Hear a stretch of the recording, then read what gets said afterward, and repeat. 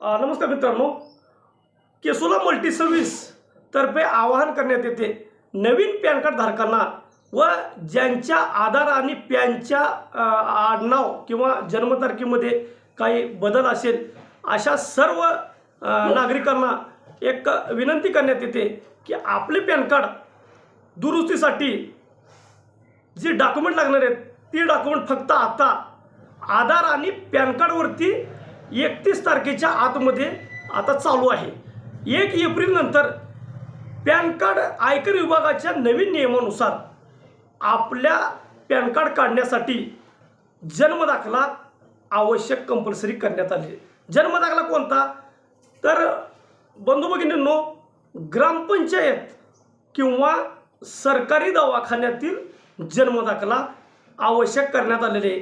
आता बऱ्याच दिवसापासून आधार आणि पॅन कार्डवरती आपलं काम होत होतं, पण आता आधार कार्ड म्हणजे पॅन कार्डमध्ये दुरुस्ती करायची असेल तर आपल्याला जन्मदाखला कंपल्सरी करण्यात आलेली। बंधू भगिनींनो, आपल्याला सांगू इच्छितो की आधी ग्रामपंचायतमध्ये काही नोंदी नव्हत्या आणि सरकारी दवाखान्यामध्ये नोंदी नाहीत, म्हणून त्या नागरिकांचे जन्मदाखले अवेलेबल नाहीत।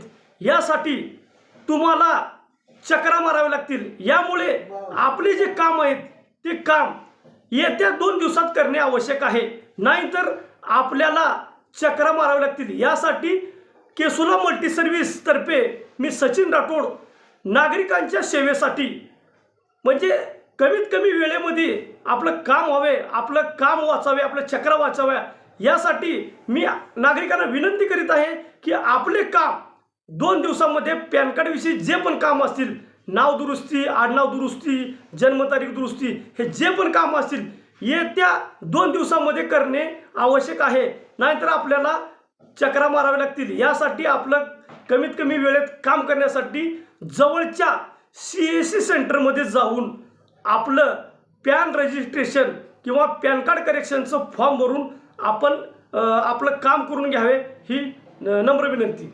धन्यवाद।